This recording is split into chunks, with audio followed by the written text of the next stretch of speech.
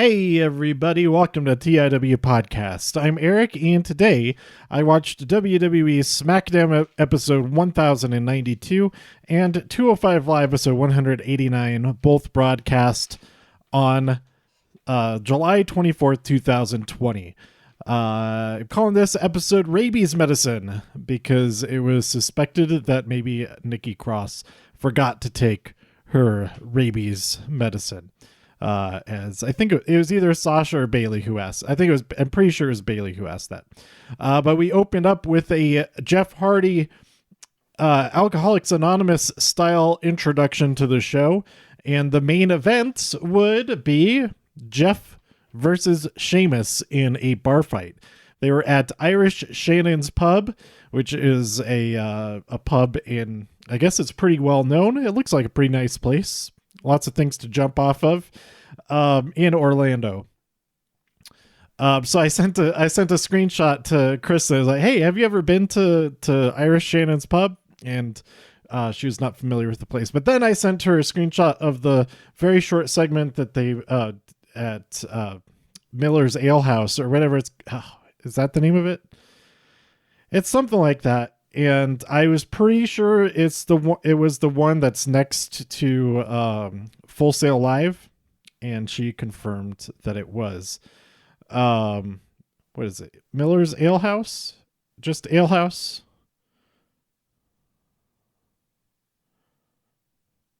Yes, Miller's Ale House. That's what it's called.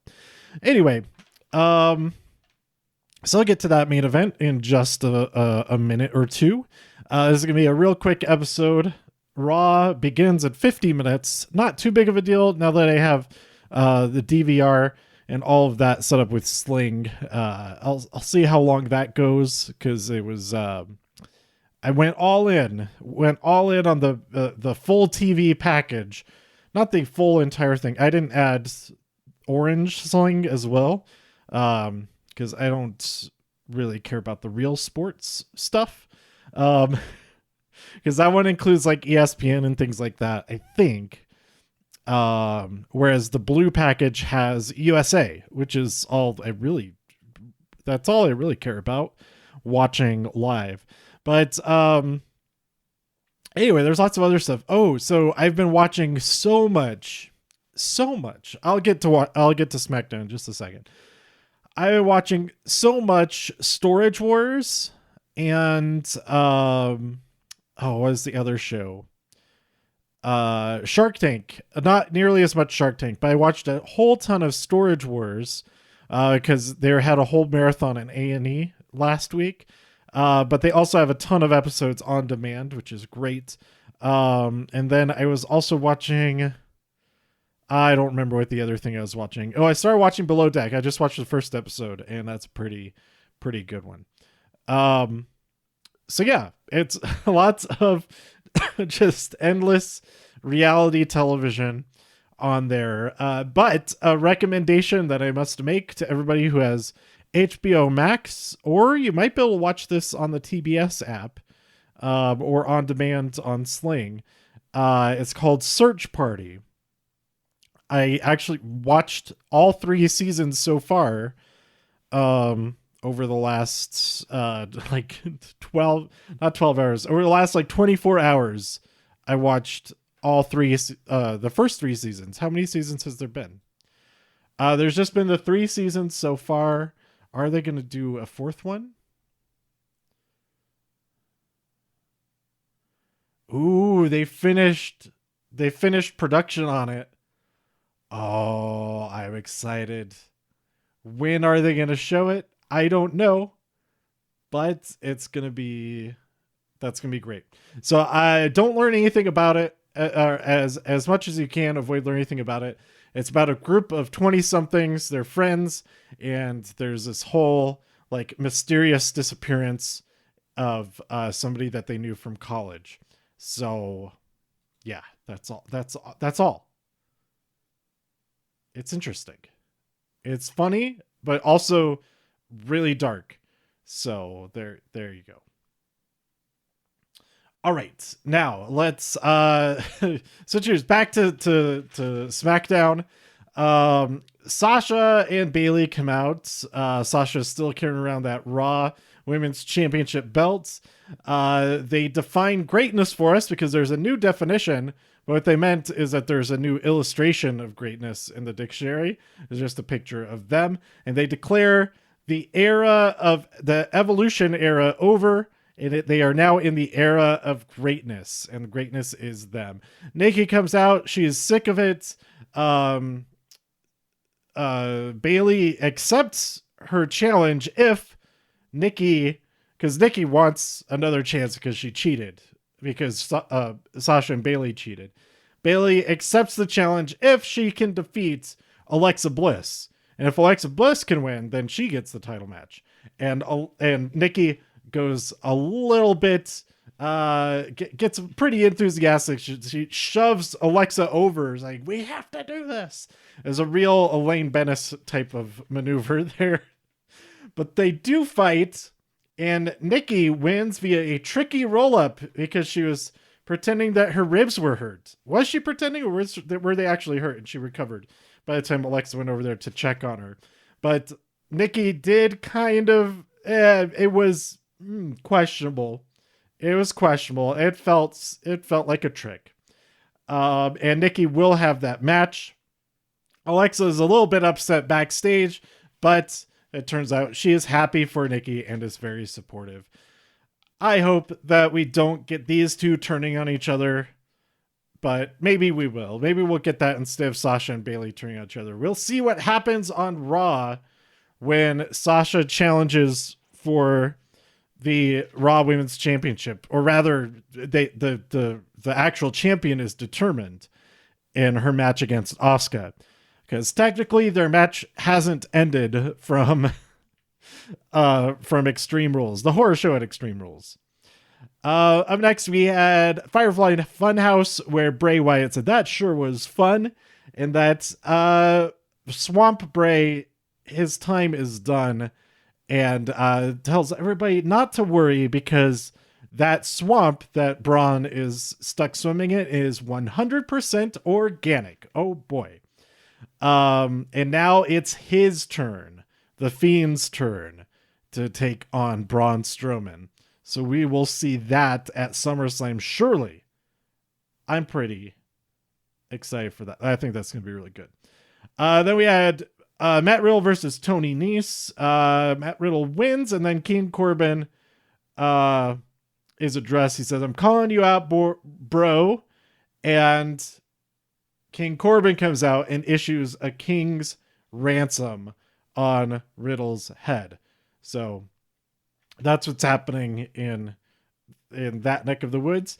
Then we had Miz TV with Naomi, and Miz and Morrison tried to dance to Naomi's entrance music, and it was very entertaining, but also very embarrassing for everybody involved. But Lacey comes out, she gets her lipstick all smeared, they fight each other, and all that kind of thing, and they don't have a match in this episode, but I'm sure we're going to see them have an actual match again soon, very soon. Kofi announces it's like not an announcement, but he's backstage talking to Big E. And medical won't clear me. I'm going to be out for 6 weeks after what happened, after he's put through those tables last Sunday, which is crazy. But he's going to be out for 6 weeks. So it is time for Big E to shine. Big E is reluctant, but I think he's got to go after it. At the very least, he's got to go after AJ, especially because we have no idea where Braun is, having been trapped in the, in the swamp. So it seems to me that the most likely candidate for Big E to go after, and which championship to go after, is AJ Styles at that Intercontinental Championship. Then we had AJ Styles on commentary, speaking of him, for a match between Shorty G, Gulak, Grand Metalik, and Lince Dorado. Drew Gulak, that is. Very confusing writing abbreviations for all these because I wrote G, and D. I could have been G, D, G, G, M, and D, and LD. I guess could have been not as confusing. But I actually wrote out all their names except for Shorty G. But Lindsay, he went for a third moonsault in a row, and it was too much. Too much. His opponents were able to stop him from getting the win there. His other opponents, I forget who he's delivering the moonsaults to. But then Metalik, he pins Shorty G. It kind of stole the win there. Very unexpected. I thought for sure that Drew Gulak was going to win this match. AJ was hyping up Shorty G a little bit, and Corey and Michael were both like, wait, what do you mean? Do you want to face him? He's like, no, I'm just saying that he's a good, his same defense for the flat earth stuff is like, no, I'm just saying there's some interesting things about Shorty G. No, but that was nice for him to say some solid things about Shorty G. So I think this match is going to be fantastic. Like all four of them just killed it in this match. This whole thing was so much awesome. But AJ, he goes to shake his hand, and he at first refuses to, and then AJ just slaps him right in the face. He says, "See, don't trust anybody. I'm AJ Styles. Don't trust anybody." That's my very slight Southern accent impression of AJ Styles. It is announced that next week, the ongoing tale of the love between Mandy and Otis will continue. So I'm excited for that. And then we had the bar fight between Jeff Hardy and Sheamus. They just went after each other. There's some pretty cool stuff in here, including jumping off a ladder next to a big wall of kegs, which is pretty cool. But actually Jeff wasn't able to do it because he was attacked by, what's his name? What, was it Jeeves? Is that the bartender's name? It seems kind of shady that they had this match at the bar where this bartender, who is already seen to be hired by Sheamus, works. So all the odds were stacked against Jeff, but Jeff did win, and he became Brother Nero, or the Enigma. He had the face paint there at the end, which is pretty cool. Before the match, he was being a little bit weird. He's like, that Sheamus said, "Yeah, I still am the bar," and Jeff says, "Well, I'm connected to everything, man. I am this bar. I am that window. I am that chair." All that stuff. That was my other Southern accent impression of Jeff Hardy. So yeah, it was pretty cool. I enjoyed that match. And then we had on 205 Live, just two matches. We had Drake Maverick versus Leon Ruff, and poor Leon Ruff, he can't even catch a break against an injured Drake Maverick. Man, I thought he'd at least be able to get some good offense in. He got a little bit in, but he may as well have just been facing Braun Strowman or somebody else again. I don't know if he actually faced Braun Strowman. I'm not sure.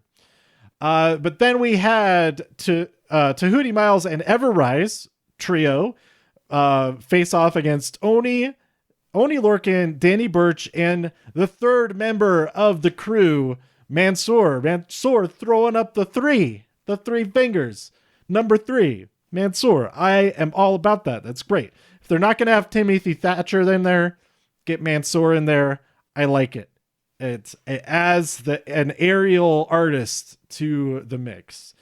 Mansoor pinned Tahuti Miles to get the win there. So yeah, there you go. Does anybody know what Ever Rise mean? I don't know what it means, but I'd say they're more like Never Rise. Okay. Anyway, I'm excited to see what happens on Raw tonight in just a few minutes. We have the championship match, Asuka versus Sasha Banks, who is the actual Raw Women's Champion. I'm betting Asuka wins, but we'll see what happens. Literally anything could happen. Who knows? A lot of people know because they filmed this last week, but I do not. And there's some other stuff. I don't know what else is happening on Raw tonight. That's the main thing. That's pretty much the only thing I really care about on the next episode of Raw. So there you go. That's all I wanted to talk about from SmackDown and 205 Live this past Friday. So let me know what you thought about this episode by tweeting me at TIW Podcast. Go to TIWpodcast.com for more reviews. If you enjoyed this episode or anything else on the site, please share some links with your friends. Subscribe on iTunes, Spotify, Stitcher, YouTube, wherever you like to listen. Stay safe, healthy, and happy out there in all the infinite multiverses. And I'll see you next time here on TIW Podcast. Bye.